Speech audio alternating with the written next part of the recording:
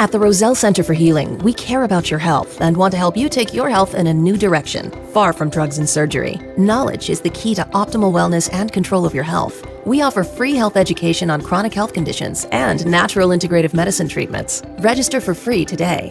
Attend Natural Calm Comfort, the Endocannabinoid System, on Wednesday, May 4th at 7 p.m. Space is limited, so register today. Call 703-698-7117 or visit rosellecare.com. The information provided on Dr. Tom Roselle Live by Dr. Tom Roselle, D.C., interview guests, show co-hosts, or substitute hosts is not intended or implied to be a substitute for professional medical advice, diagnosis, or treatment. It is for general information purposes only. Information from this broadcast should not replace the appropriate consultation and examination process by a licensed physician. Always consult your own physician prior to changing any current medical directive or prescription. Welcome to Dr. Tom Roselle Live. This is Dr. Tom Roselle, and indeed we're live today. I wish the sunshine was a little brighter outside, but nevertheless, it's still a pleasant day because there's no precipitation, at least right now, so I'm going out afterwards. We have a very interesting program for you today, one that kind of draws me back to my years of well, we won't get too technical, but when I was in college and before that, and we're talking about this craziness that's out there that everybody wanted to get their hands on in a very different way. And we're talking about the extracts of marijuana, THC, and it's called cannabinoids.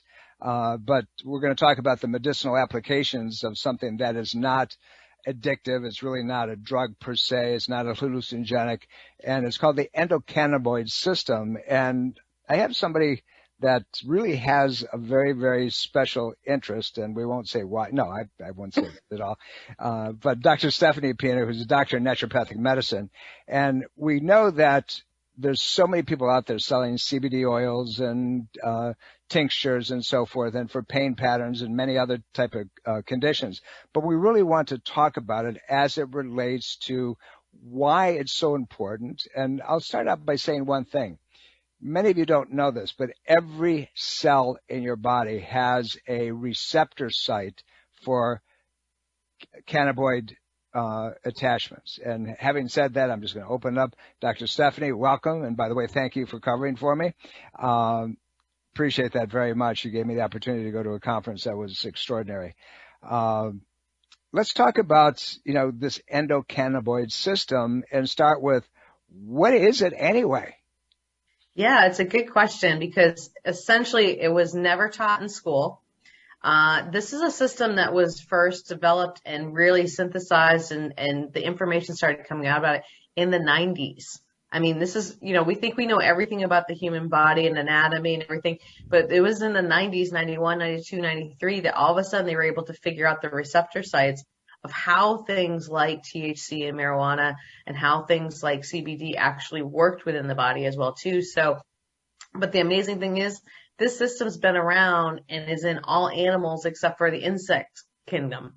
So we've had this within our system and our body, and it's been working as a way of kind of creating homeostasis and keeping balance. But because it's in all these different organ systems and all these different organ tissues, we basically didn't understand what was going on, but it's a balancer that's so important that it's been there longer than thinking about the use of a plant, whether it's cannabis medicinally or CBD. It's been in our bodies and it's still in our bodies without that as well too. So just think that we have a system that regulates pain, sleep, appetite. It helps protect us and our immune system. It helps out with homeostasis and stress response. And more research keeps coming out about how it can actually affect our GI tracts, our reproductive tracts, mood as well too. So some of the things that we had no idea how to control or we're looking for new options, if we can log into the system and learn more about it and how to optimize it, that's really going to be a whole new ball game as far as holistic medicine goes, as far as pharmaceutical medicine goes, everything and above. So, and my great interest as Dr. Roselle started to put into this particular category has nothing to do with the plants that we're going to discuss involved with it. It basically has to do with the fact that it's another example of botanical medicine where you're showing how plants and the different parts and chemicals and stuff that come from plants work together synergistically to help basically treat us as humans. So plants are once again being kind of put on a key spotlight as medicinal properties and therapeutics, instead of worrying about what the next medication is or how do we extract the one single thing out of it in order to make a better drug. Well, obviously, in our world, we want to do whatever is natural and is the least harmful in its application to try to help people, not only just to resolve the immediacy of the irritation, meaning the pain, the inflammation, but also put the body into a place where it can begin to heal. And so many conditions that we see today are a result of an inflammatory cascade. And it's that inflammation that causes tissues to break down and degrade and ultimately to destroy life. And this is a piece that has, for a lot of people, have come out of nowhere. And they're saying, well, you're using marijuana, THC, but it's really not that. That's not what we're talking about. This endocannabinoid system is very specific, very different. Every cell in the body has a receptor site for it. And one of the things I'm going to ask you to talk about is the deficiency syndrome. That's, and say, what? I have a deficiency of marijuana? No, that's not what we're talking about. But let's get into this a little bit because it's being used for pain control. It's been used to drop inflammatory reactions. It's being used, for migraines and GI problems and many other conditions. And you can get into so many different sites, medical sites, that the research now is becoming extremely supportive and evident that not only is it effective, but the side effects are not there. So let's take that place. I know this Wednesday, May 4th, gosh, it's May already, you're going to be doing an in-house presentation on the endocannabinoid system and then how it affects so many different things. And we use, for full disclosure, we obviously use this CBD oils and so forth in our practice, and they're very effective, and we use them in combination with other things. So this Wednesday, May 4th, 7 p.m., Roselle Center for Healing. Make sure you register. You're welcome to join us, and particularly now we're in the maskless world. And by the way, I want to remind our audience that we're still making sure we're filtering everything around us, and we have HEPA filters, and we scrub down and clean up and so forth. So we're still trying to make you as comfortable as we possibly can. Let's get back into talking about this and describe, if you would, tell us what really this endocannabinoid system is. And as I said, every cell in the body has a lean towards utilizing it in some way, one way or the other. So what it is that we have the ability to produce a cannabinoid-like product, and that's natural to us.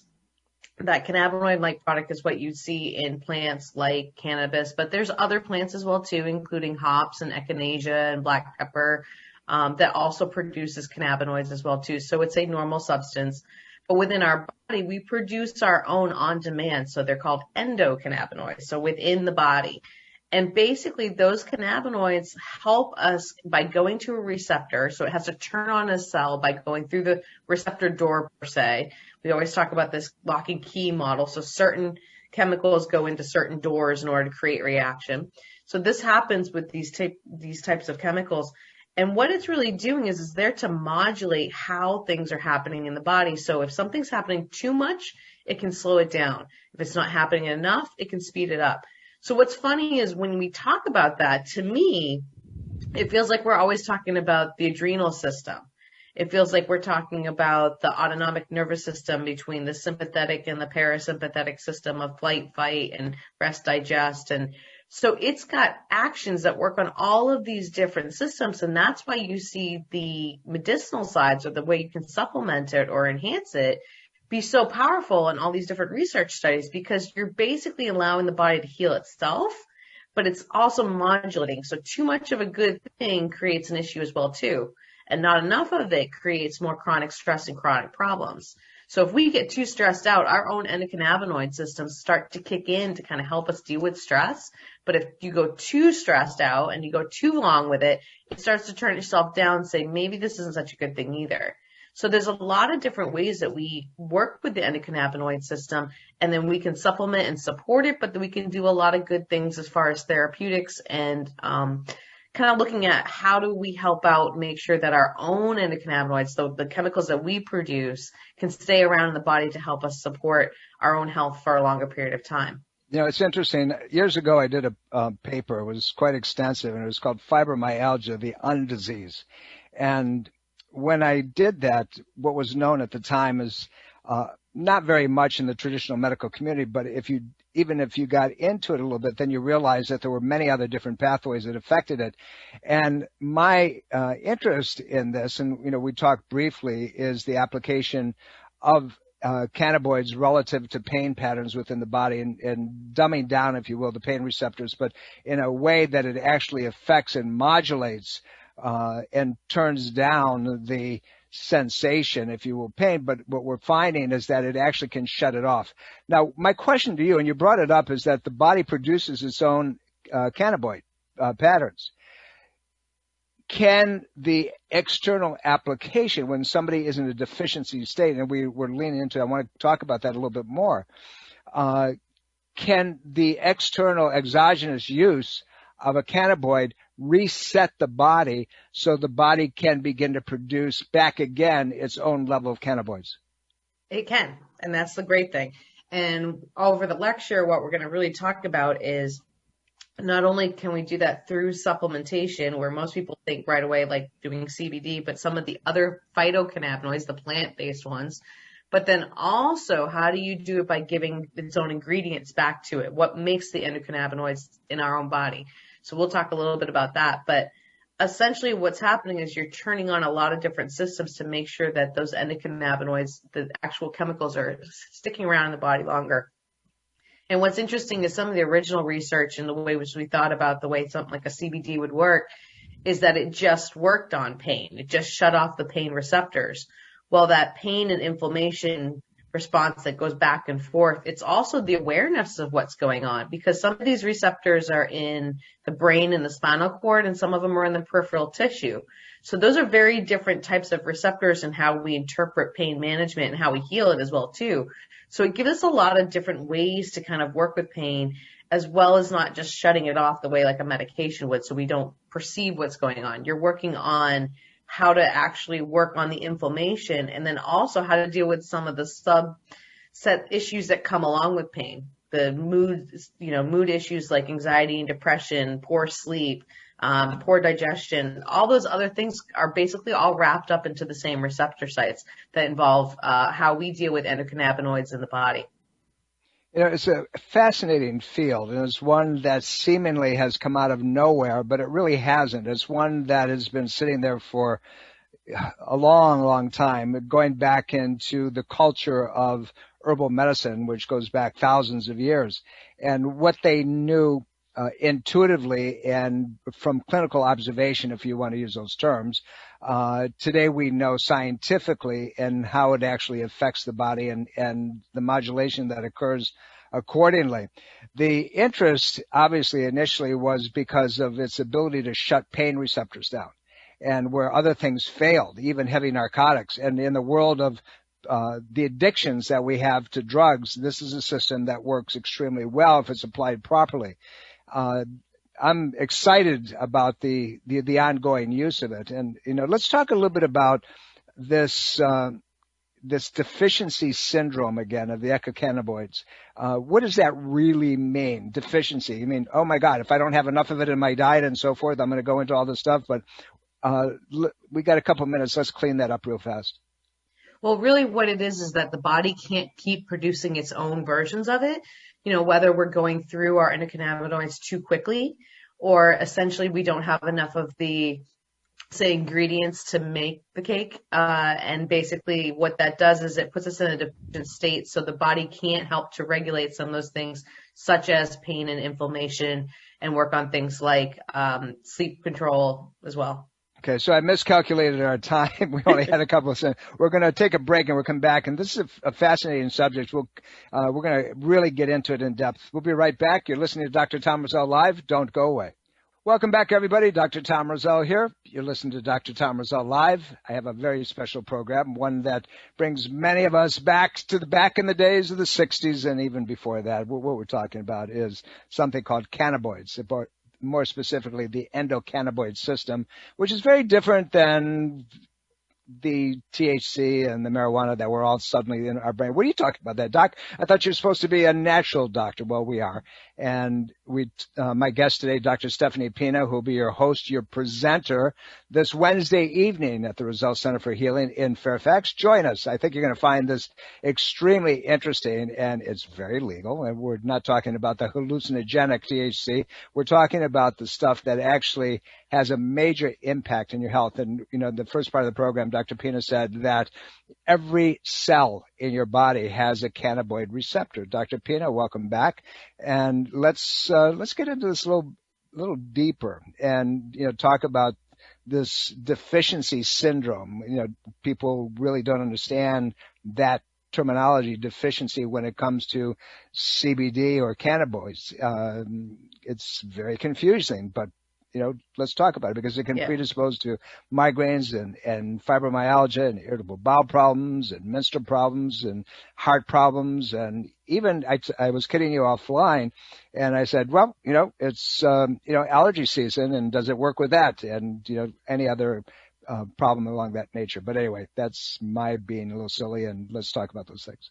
Well, the good thing I was going to say before that is, you keep referencing the 60s and stuff, and without the 60s and without the use of marijuana and cannabis and everything, that's where a lot of this research started to develop and come from. But it's been a blessing and a curse, because at the same time where cannabis was illegal, you couldn't do the research on it to see how it worked in the body. You just had testimonial experimentation, we'll say, about what the effects were. But then when something like the 2018 Farm Bill came and made industrial hemp legal, then we all of a sudden saw this influx of CBD studies, because it was grown very differently than the way cannabis was. So all of a sudden you got a chance to start studying the real effects of what this plant, cannabis sativa and indicus, could do. And so the amazing thing is that's how all of these other research studies started to come about, and where we started to see really the beauty of what this plant can actually do when it's been modified. It's very different from the way we think of it in the 60s. And clearly, even back then, the products that you were ingesting potentially were very different than the products that are out there on the market now. Now, you're pointing a finger there, and that's not okay. I would just happen to be around that era. I didn't say that I used it all. Okay. But the products that were available then are very different. Everything's been hybridized now, and pretty much we look at it as a medicinal drug, in some ways, because it has to be standardized to some extent, and that's where the future is going to go with it. But essentially, when we start to see deficiencies in the endocannabinoid system, like you said, it's not about not having enough CBD or THC in the body. It's not our body producing what we need to produce, and it's creating that off balance. And so where you really see issues come forward is in things like fibromyalgia and migraines and IBS, which are some of the top three things that you see with potentially with this endocannabinoid system deficiency. And the main thing is that there's no way to test it. You have to look at symptom control. But if you look at those three issues just by themselves, you see that there's usually an increased sensitivity to pain. So pain modulation has an issue with. You have increased inflammation somewhere on the tissues of the body, whether it's the digestive tract or bones and joints. And then you also see the ability that there's usually that mind-body response as well, too. Sometimes we can't regulate emotions and moods as much. So it leads to the chronic pain issues that lead to chronic anxiety and depression. So instead of addressing that three different ways, we can look at it. One particular system is just not able to help the body deal and process as well as it could. And that's one of the main things that you're going to see more and more people using products like a CBD for, is it can work in conjunction with some of the other therapies that they're doing. But also we have to look at what's not going right in the system, and why is this person not healing the way that they should. It's really important to understand that there are so many different crossovers biochemically in the bodies, and you want to support the ones that are obviously that don't have side effects, that don't destroy tissue. We get into the next part of the program. I want to talk a little bit about the fact that this is basically an omega fatty acid. It's omega-6, and as long as things are kept in balance properly, there's really no harm, no foul, and it supports the body in a lot of different ways. But let's keep that in mind. I want to really dig into this for our audience. May 4th, you're going to do the presentation on this in the office. It's coming Wednesday evening. You're listening to Dr. Tom Roselle Live. Don't go away. This is a fascinating program, and nobody better to present it than Dr. Stephanie Pina. We'll be right back. Dr. Tom Roselle Live continues now on News Talk 105.9 WMAL. Welcome back, everybody. Dr. Tom Roselle here. You're listening to Dr. Tom Roselle Live, as we try to be for you every Sunday. We have a very special program today, one that kind of brings me back a few years. Well, only an observation. I want to make that perfectly clear. However, we're talking about the endocannabinoid system. Cannabis is where the extract comes from, but we're not talking about the drug-induced situation. We're talking about receptor sites within every cell in your body. And as a result, what happens when there's a deficiency, yes, I said a deficiency, that you can have pain that is intractable, just doesn't go away. You can have all kinds of inflammatory responses and the like. Dr. Stephanie Pina is my guest, your host this Wednesday evening, the 4th of May, 7 p.m. at the Roselle Center for Healing. This is a fun program, so I would encourage you, as soon as the program's over, or even right now, go online at rosellecare.com. That's ROSELLECARE.com. rosellecare.com and register, or call the office 703-698-7117 and register. I think you can go away with a ton of information and some clarity of data that you wouldn't otherwise suspect. And by the way, you're welcome to call us right now, right here at 888-630-9620. 25, excuse me, 888-630-9625. Dr. Pina, welcome back. Let's get into this a little bit more in depth. And I mentioned in the first part or the last part of the program that this substance, these cannabinoids, they have an omega fatty acid pathway. And we talk about omega 3s and 6s and 9s, and they all have to be balanced well. This is an omega 6.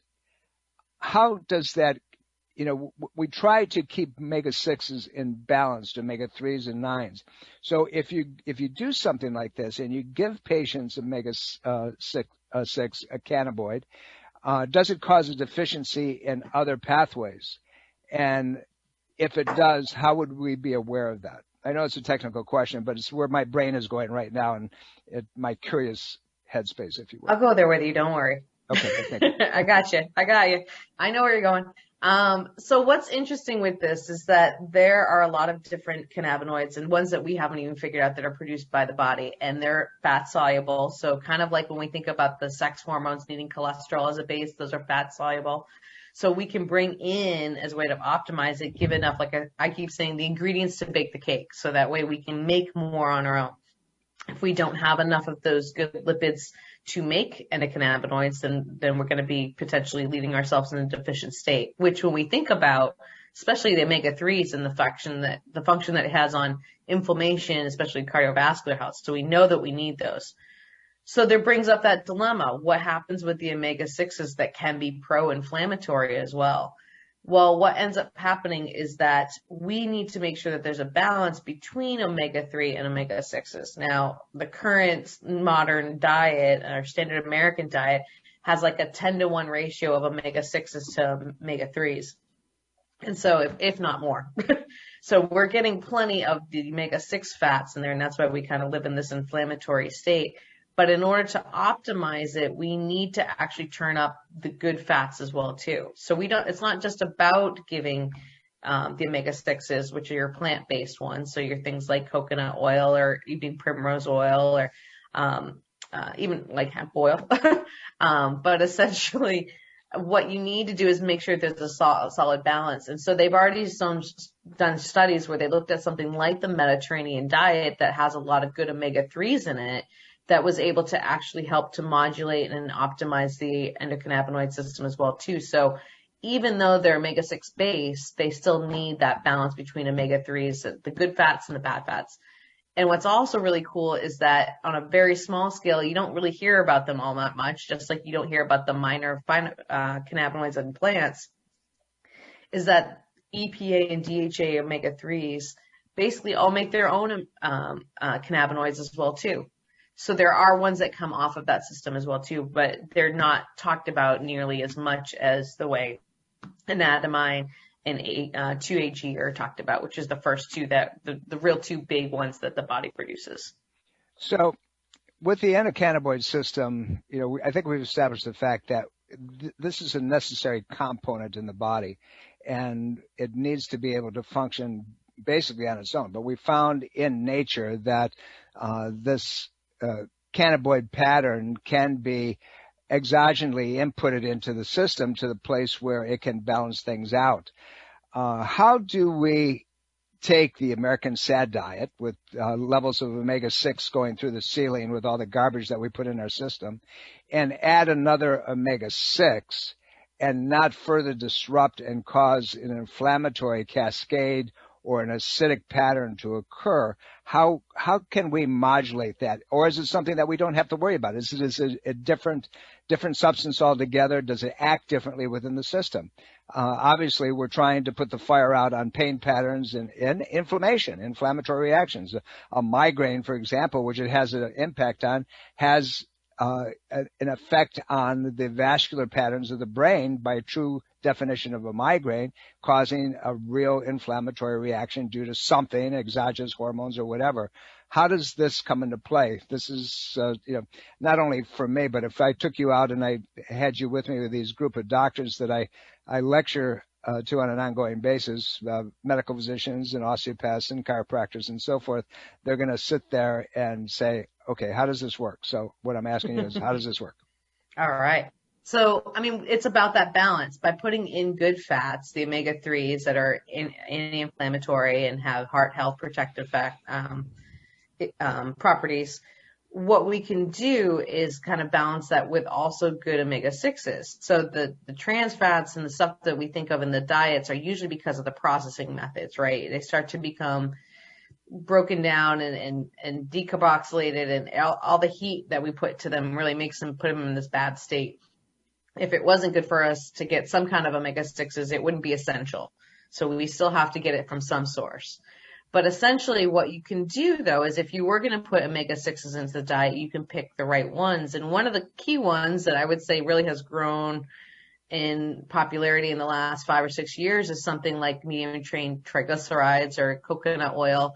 And like I said, even evening primrose oil, which is used a lot with hot flashes for women going through menopause. Those particular oils could be added in a very small way to help out with the endocannabinoid system. And that's why you're seeing some of the products that are out there that are CBD based actually add that in to begin with. They're trying to get that into the body a little bit easier, and they're trying to use other substances to kind of push these chemicals up to higher levels so that they can do more.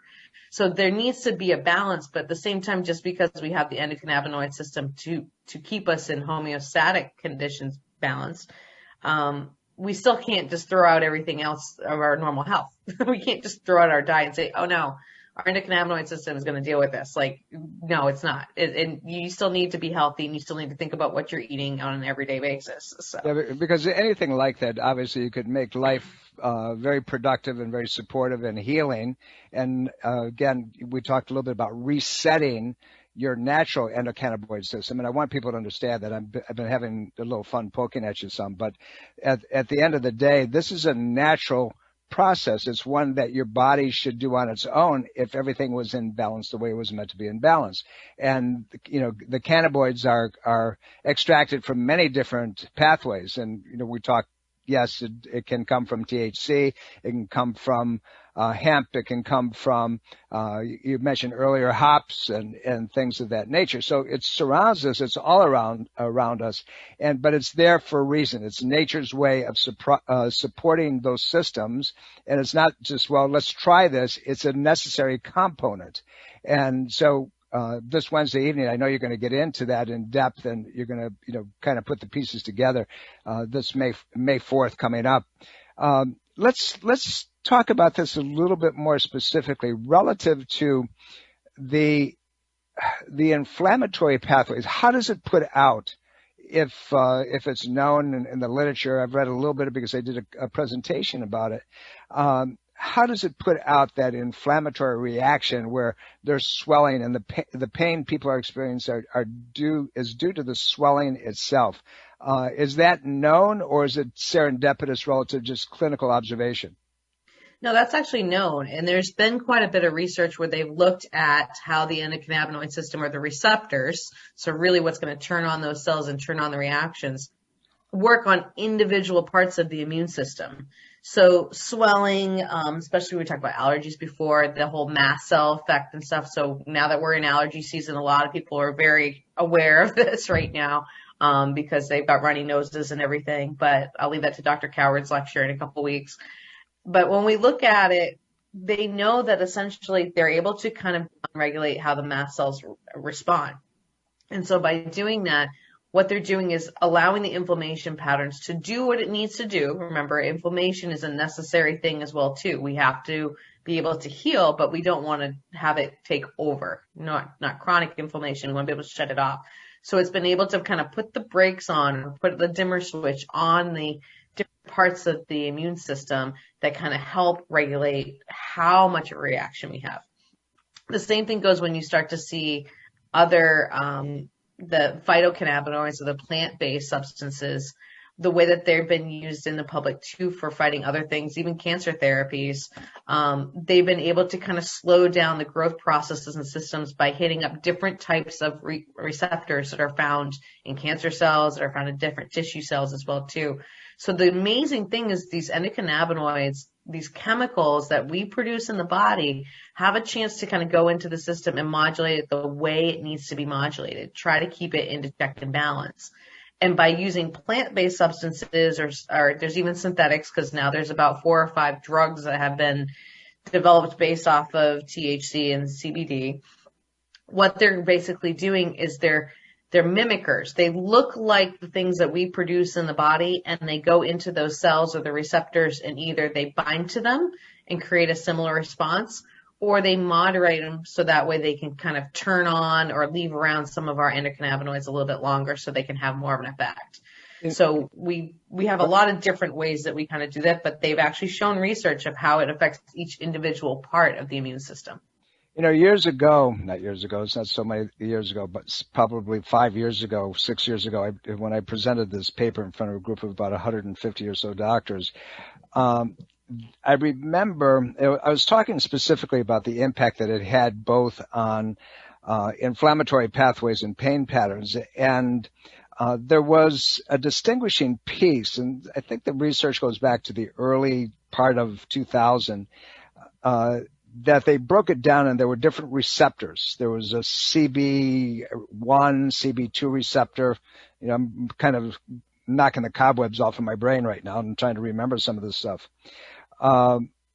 So one, if I remember accurately, and that controlled the inflammatory pathway. Another one was of one part of the body, specifically for the intestinal tract, and I think that was Cb1.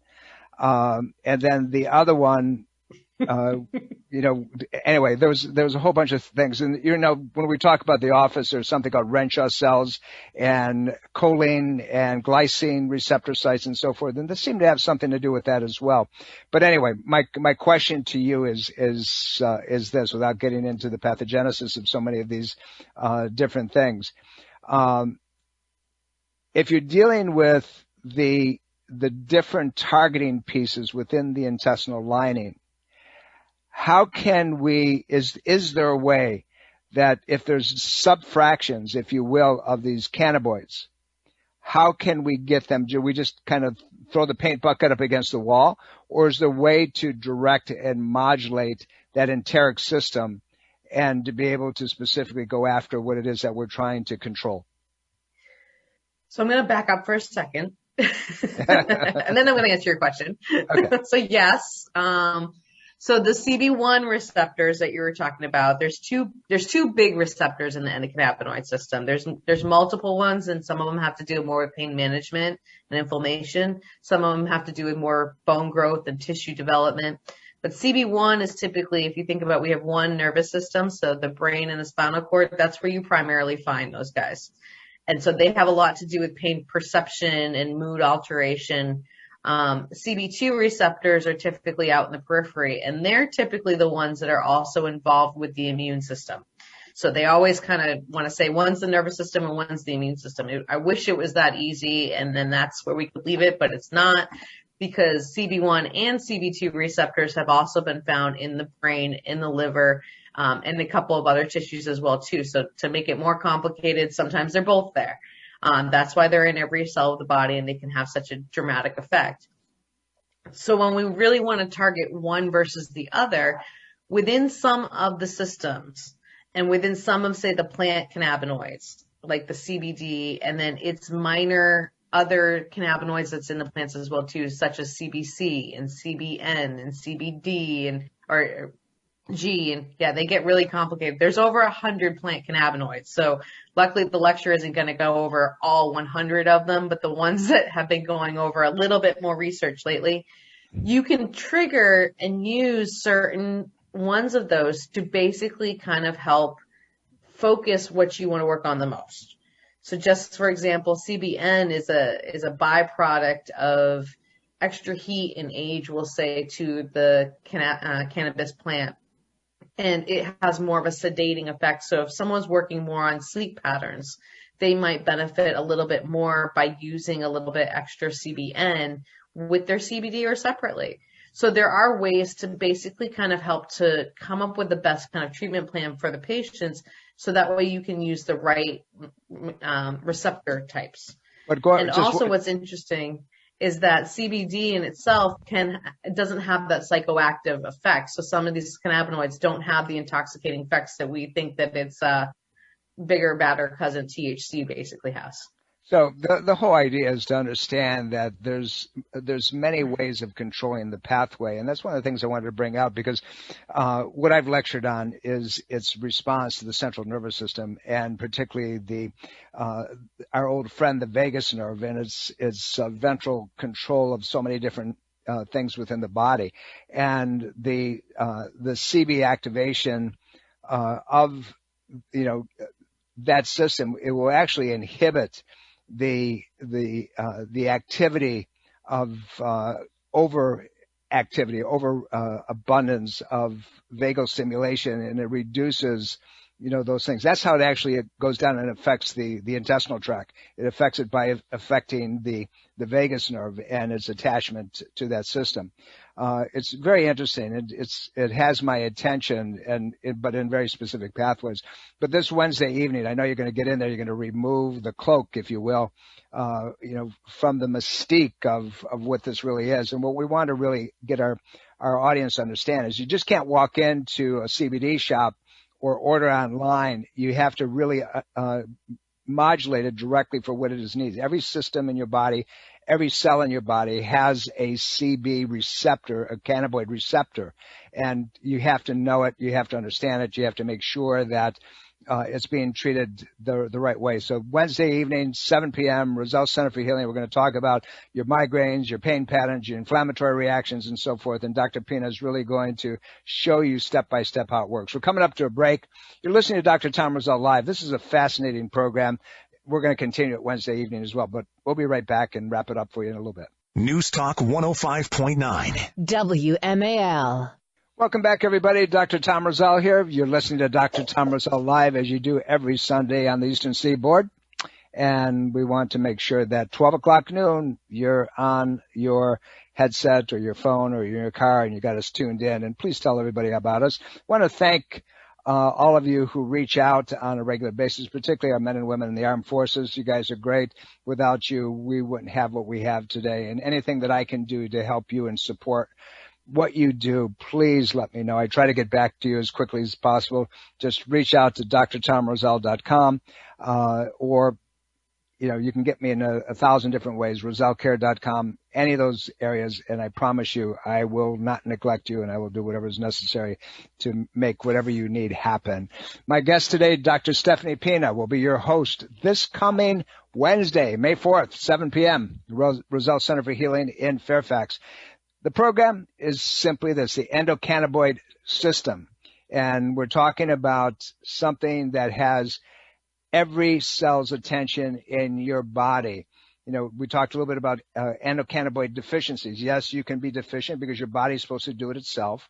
And we're talking about the impact it has on irritable bowel problems, or even constipation, or migraine headaches, or other pain patterns and inflammatory reactions, but really how it works. And also what I want you to take away from it is that all of these substances are not created equally, and they break down into different receptors. We touched on two, Cb1 and Cb2. They do different things.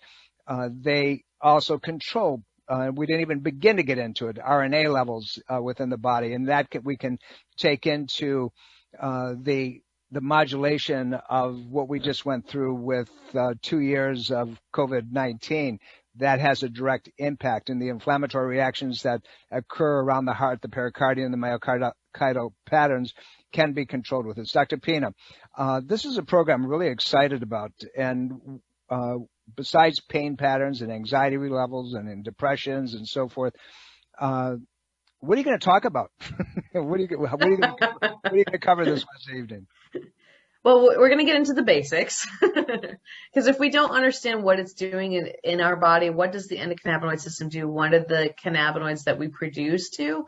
We can't understand really its true benefits. And to me, it's the system that definitely pulls everything together, but it's not talked about enough. So it really is truly one of the most holistic systems when you think about it, where the sum of more than just our parts. We're going to give a little background on some of the way we got there. And so that means we got to dive a little bit into the history of cannabis and CBD.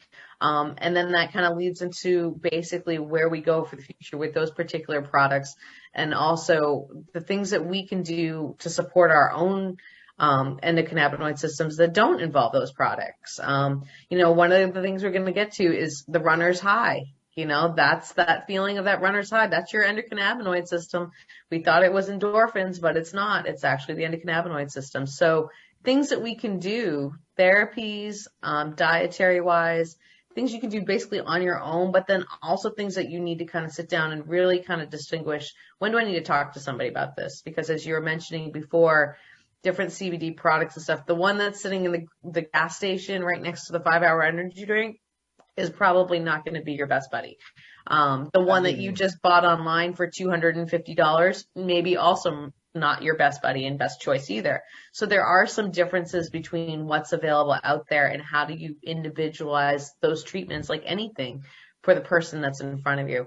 And essentially we want to understand that just like any kind of biological plant medicines, it's more about how it works with the body and how the body listens to it, and how we basically can use that over and over again in order to create changes in our health environment and our lifestyle factors, than giving it one particular substance and saying it's a cure-all. So I want to encourage anybody that's gone through post-COVID syndromes to attend this program, because this may be an answer to fixing a lot of things that normally we've avoided and can't be fixed. This Wednesday evening, May 4th, Dr. Stephanie Pina. We're coming up to the end of the program. Remember, we do this program on an ongoing basis for one reason and one reason only, simply because we love you. See you next week. Have a great day. At the Roselle Center for Healing, we care about your health and want to help you take your health in a new direction, far from drugs and surgery. Knowledge is the key to optimal wellness and control of your health. We offer free health education on chronic health conditions and natural integrative medicine treatments. Register for free today. Attend Natural Calm Comfort, the Endocannabinoid System, on Wednesday, May 4th at 7 p.m. Space is limited, so register today. Call 703-698-7117 or visit rosellecare.com. This is Dr. Tom Roselle. After 43 years of practice and over 1 million patient visits, the Roselle Center for Healing knows what works and knows how you can take control of your health and wellness. My team of doctors practice 21st century integrative medicine. Whether you suffer from chronic pain and fatigue, allergies, or headaches, we can help. Take charge of your health before it's too late. Make an appointment today. Call 703-698-7117 or visit online at rosellecare.com. That's rosellecare.com. Are you dental phobic? Do you neglect your dental health because of fear and anxiety? A beautiful smile begins with exceptional dental care, and you can trust in the expertise of Soft Touch Dental Care and Dr. Michael Chung. Soft Touch Dental Care is unlike any dentist office you'll ever experience. Their warm and welcoming environment is designed to soothe fears and anxiety the moment you arrive, and they're especially pleased to pamper their honored guest patients. Dr. Michael Chung is a professional and leading expert in all areas of comprehensive dentistry, including cosmetic, sedation, neuromuscular, TMJ, and implant dentistry. Offering state-of-the-art technology, Dr. Chung can give you the smile of your dreams. Arrange for a complimentary consultation today with Dr. Michael Chung and experience the expertise that makes Dr. Michael Chung so unique. Call 703-319-6990. That's 703-319-6990. Or visit bestinsmile.com. That's bestinsmile.com.